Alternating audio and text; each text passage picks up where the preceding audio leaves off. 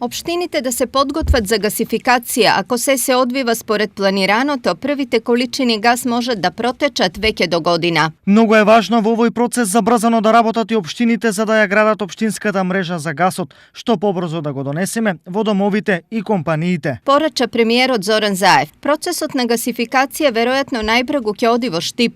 Овде веќе се работи на проектната документација за изградба на секундарна гасификациона мрежа долга 20 километри. Ние некаде очекувам до средината на септември да добиеме комплетна техничка документација за гасификација на Штип и сме први кои што ќе го имаат овој материјал, овој документ или овој проект. Овде секоја подршка ќе ни биде добре дојдена.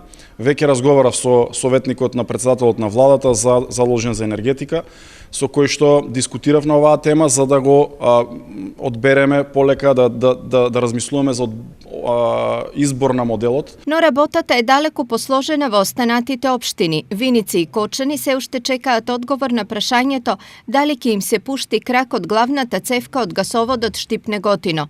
Доколку ова за нив не е опција, тогаш овие две општини ќе одат на резервна варијанта. Тогаш ни преостанува она размислување кое веќе го имаме поодамна со изградба на базни газни станици со кои ќе гасифицираме дел по дел. Најтешко гасификацијата ќе оди во малите општини каде се уште немаат никаква подготовка за секундарна мрежа. Ние чекаме за гасната секундарна, значи чекаме дополнителни информации од владата. Ние до сега немаме ништо добиено и затоа не можеме да коментираме. Општините за изградба на секундарна гасна мрежа имаат две опции. Или тоа да го направат сами, или по пат на јавно-приватно партнерство. Одлуките ќе зависат од финансиската моќ на локалните власти.